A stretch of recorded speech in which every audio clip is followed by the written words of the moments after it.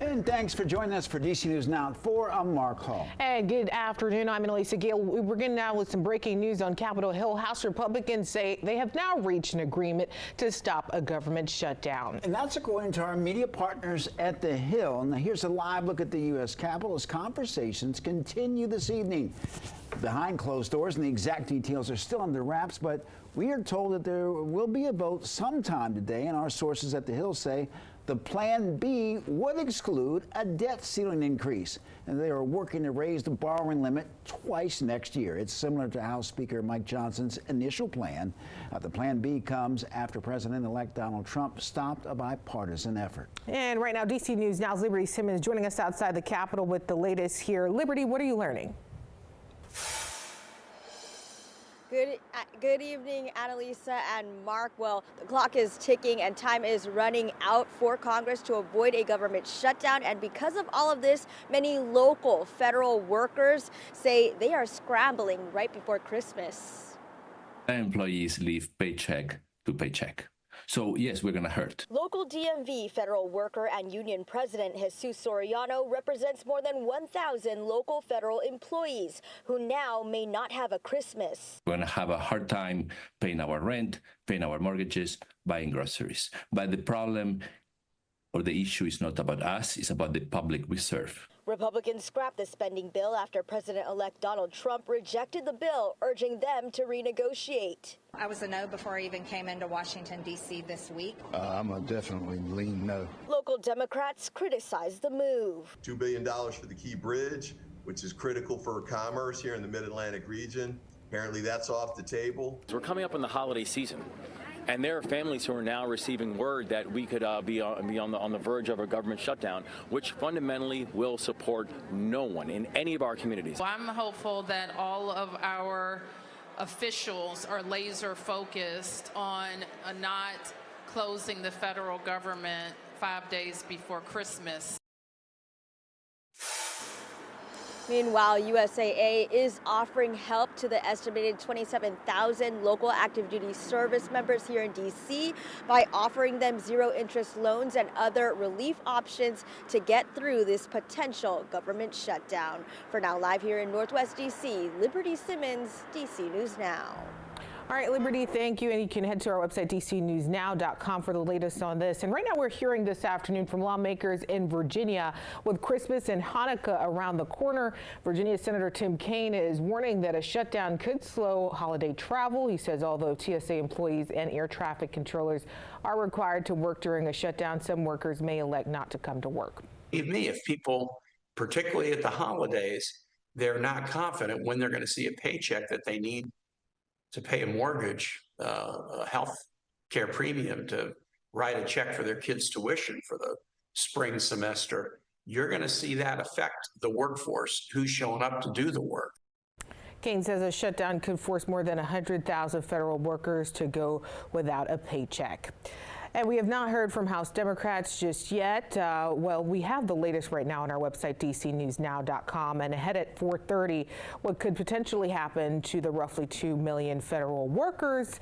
But again, the latest right now on our website.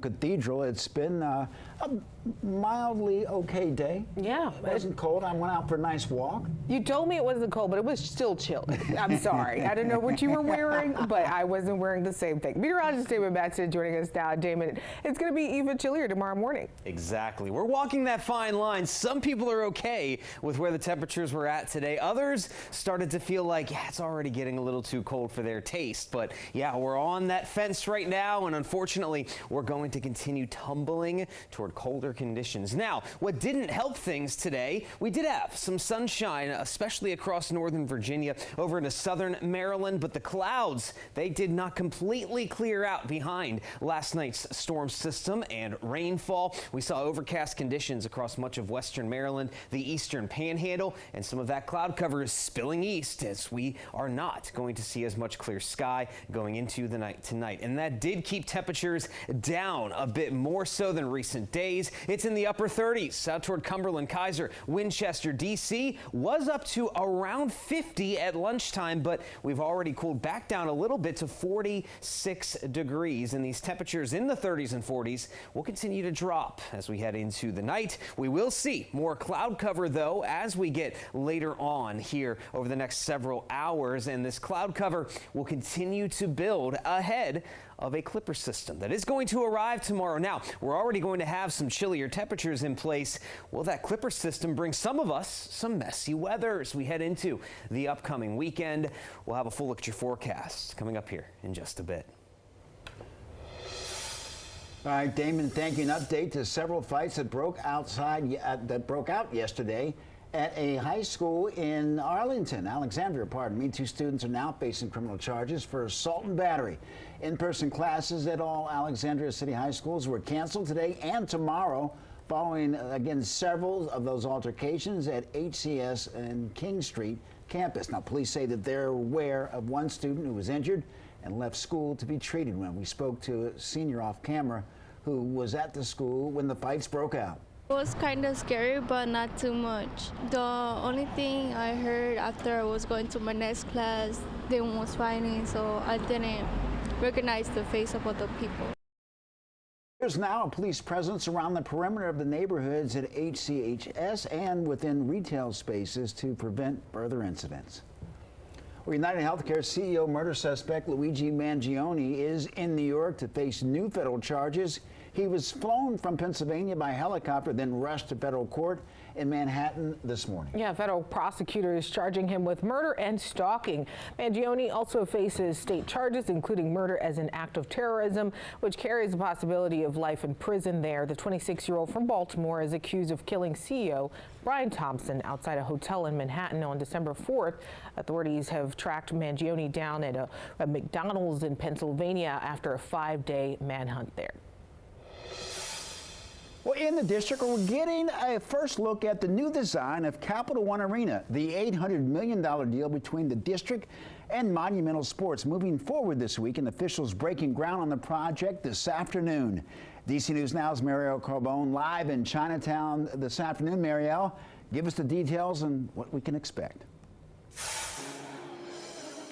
Yeah, Mark, stakeholders are calling this new design modern, vibrant, and using the latest and newest technology. The building behind us here, it's going to be getting an entirely new facelift with the design really taking inspiration from some of the surrounding buildings like the Portrait Gallery. 3, 2, 1, swing. With the swing of a sledgehammer. Wizards and Caps owner Ted Leonsis breaking ground on the $800 million renovation of Capital One Arena. This building will once again serve as the catalyst for development. The new design is a sharp contrast to the existing building, which first opened in 1997. 1,000 times better, so. Upgrade from what we have presently. The new exterior will be outfitted with glass and bright screens electrifying the area.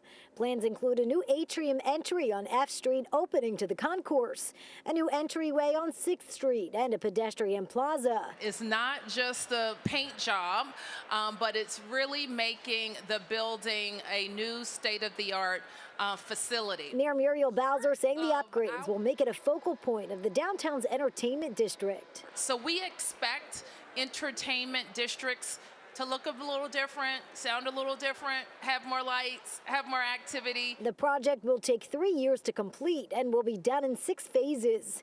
A majority of the exterior construction is slated for the summer of 2026. I think people have said in the past that the arena has almost felt like this sort of hulking building in the middle of a really vibrant corridor. It's now going to become part of the center of a vibrant corridor.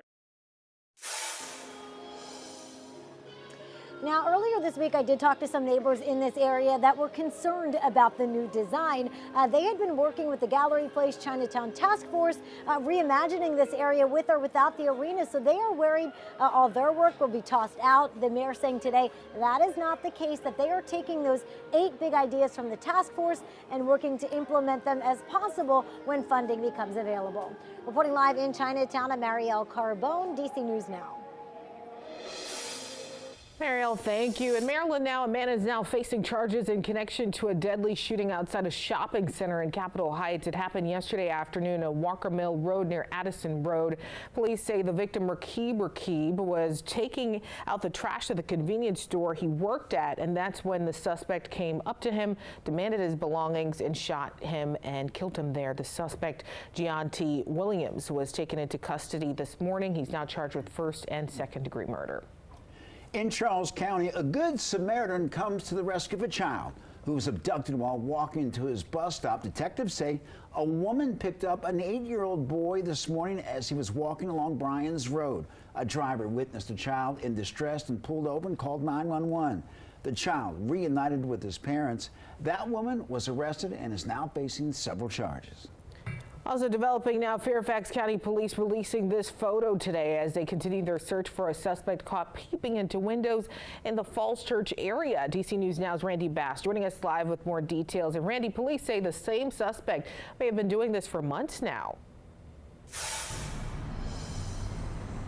Yes, police here in Fairfax County tell us they believe this same suspect could be connected to as many as 8 peeping incidents over the last 8 months, all on this same block of Evans Court in the Falls Church area. Neighbors we talked to here today are feeling uneasy this afternoon. Along Evans Court in the Falls Church area. It's scary. I keep my windows closed at all times during the night. Neighbors are closing and locking their windows. Fairfax County Police releasing this photo of the suspected peeper today. When police first got a call back in April, the caller said she'd seen a man peeping into her window. Police got 2 more peeping reports in April, then 2 more in June, and 3 more so far this month, all on this same block of Evans Court just off of busy Leesburg Pike.